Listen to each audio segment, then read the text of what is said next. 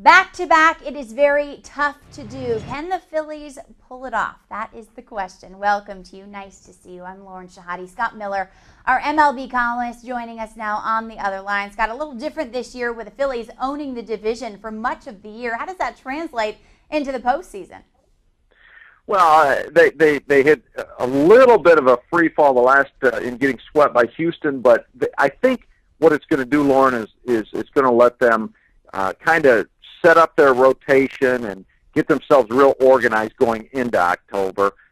Maybe give certain guys rest and get other guys some playing time that maybe have been a little bit rusty. But I think with you start with that rotation. Cole Hamels has rounded into shape in the last month or so. And, of course, Cliff Lee, whom they acquired from Cleveland in July, he's last couple starts he skidded a little bit, but he's been more often than not been dominant since arriving in Philadelphia. I think Hamels and Lee will be a great 1-2 punch in October. You mentioned those two. Hamels has been up and down. Cliff Lee, Pedro looking pretty good. How tough will this pitching be in a series?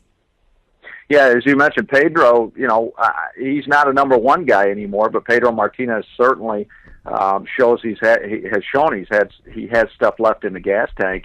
I like their pitching. Joe Blanton is another guy that's had some experience. The rookie J.A. Happ has been solid as well. The biggest thing with their pitching, Lauren, is on the back end of games.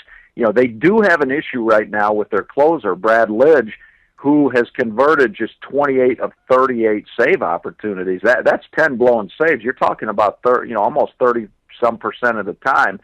And they've started to work the former starter Brett Myers into the eighth innings, and they're going to have to make a decision, I think, pretty soon on if Lidge doesn't become more dependable. Do they stick with him, or do they try Brett Myers or Ryan Madson as the ninth inning guy? Scott, you mentioned all this talk about pitching. They say stud pitching wins in short series. Are the Phillies susceptible to a slump? It's hard to see with Hamels and Lee and Blanton. Again, I mean, if they figure out closing some of those holes in their late innings relief, and mainly in the ninth inning right now, I think they stay away from slumps. They've got the pitching in Hamels and Lee and Blanton and Pedro, and they've also got one heck of a lineup. I mean, Chase Utley is become an MVP candidate every year. That guy is phenomenal at second base, and of course, Ryan Howard, Jimmy Rollins, Raul Ibanez has had a very good year. And plus they're battle tested. They having gone through it last September, and last October as well.